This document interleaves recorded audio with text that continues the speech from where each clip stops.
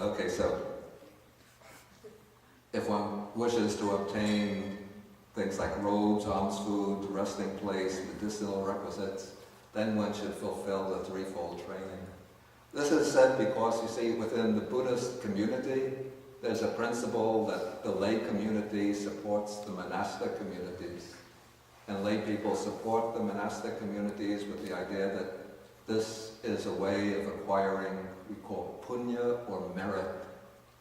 And then the merit depends on the virtuous behavior and virtuous way of life of the monastic person. So if, say, the monks are neglecting their practice, not observing the precepts properly, behaving in unscrupulous, objectionable ways, then people become upset with the monastics, and they don't want to provide support to them. But when the monastics behave properly, when one can see that they're diligent and upright, then people want to make offerings to them. Okay, so this is the kind of wish that a monk could have, and we call this a self-directed wish. The next two are still somewhat mundane wishes, but they have an altruistic dimension. Okay, so in paragraph 5, if the monk should wish, may the services of those whose robes, alms food, resting place, and medicinal requisites that I use bring them great fruit and benefit, let them fulfill the precepts.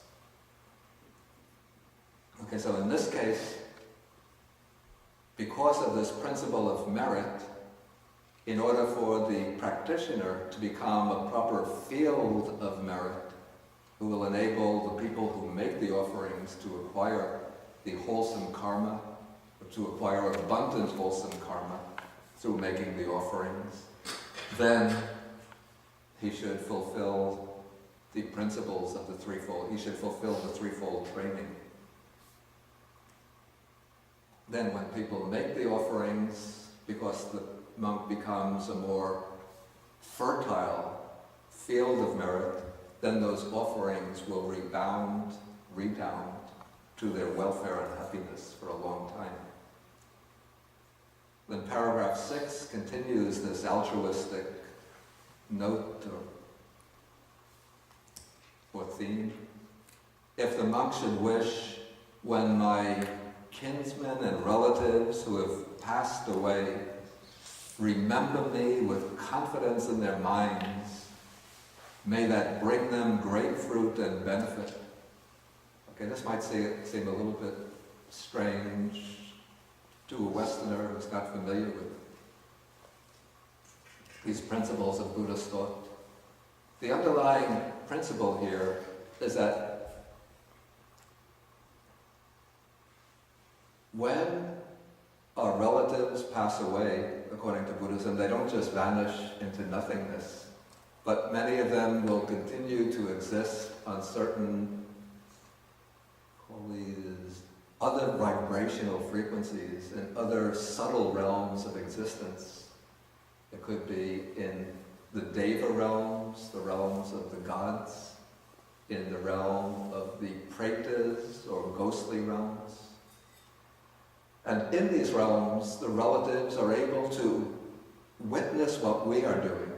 They're able to see our actions, even though we might not be able to see them.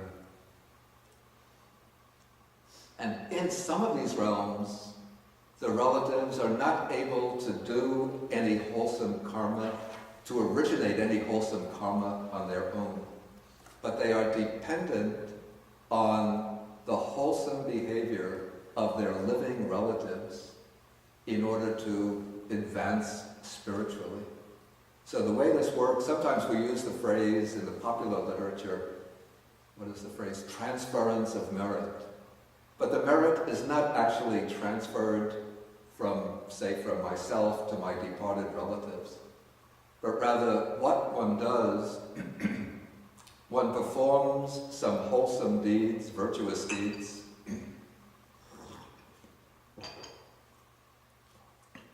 and one makes the wish in one's mind, may this merit be shared by my departed relatives.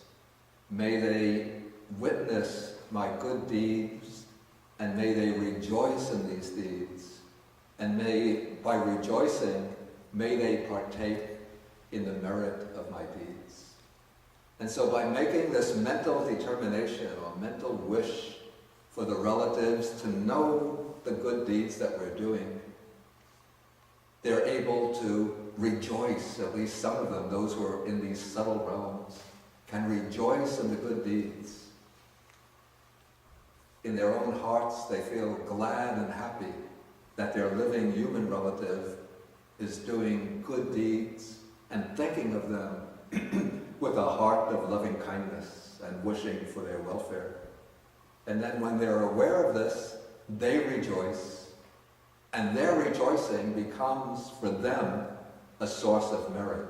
So that's how they are able to obtain meritorious karma.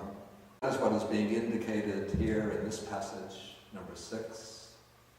Because when one observes the precepts, practices meditation, develops insight, then one acquires the merit, and one offers that merit, or one invites the departed relatives to rejoice in that merit, to think of one with trust, with confidence, with joy, and then that will bring them great benefits.